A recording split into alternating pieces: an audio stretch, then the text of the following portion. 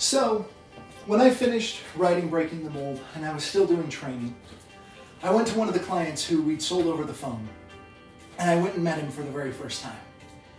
And he looked at me the first time we met and he basically said, "You're fat." Now, I never saw myself as fat, and I never imagined it would hinder me in my career because I had always been successful. But when he said that, I couldn't help but realize how he saw me. And, you know, my kids are getting old enough, they're now in kindergarten and first grade, that they're going to remember these times. And I remember when I was in school, both of my parents were overweight. And honestly, I was slightly embarrassed by that fact. And I don't want to do that for my kids, which is why I formed this experiment. Now, if you're into the scientific method and everything else, basically you form a hypothesis and then you prove it or you disprove it with an experiment. And so that's what we're going to do here. The hypothesis is pretty simple.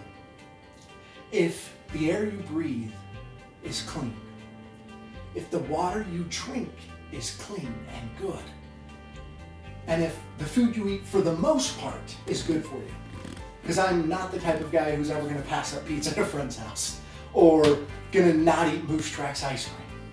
That just isn't me.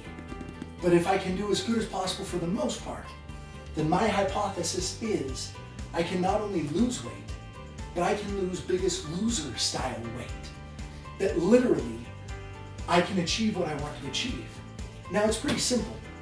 Phase 1 is that I'm going to lose 100 pounds in 100 days. Now granted, because this initially started as a book that I was going to follow the steps of breaking the mold to show exactly how to lose weight, we're shooting this video a couple of weeks after I've started this.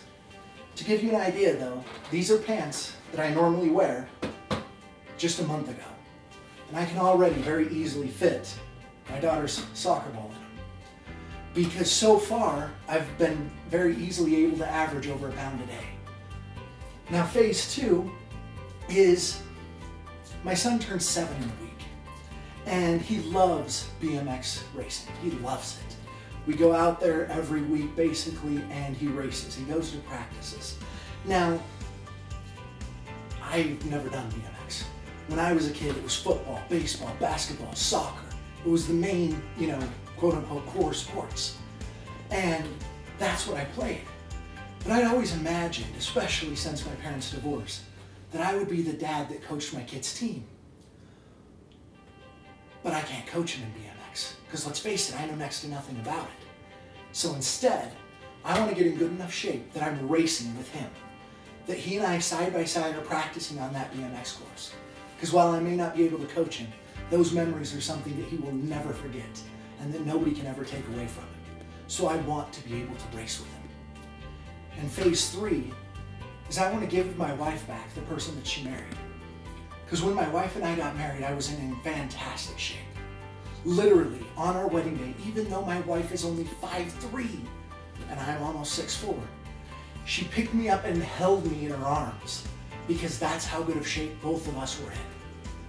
I want to give that back to her. I want to go for runs in the morning. I want to run marathons together.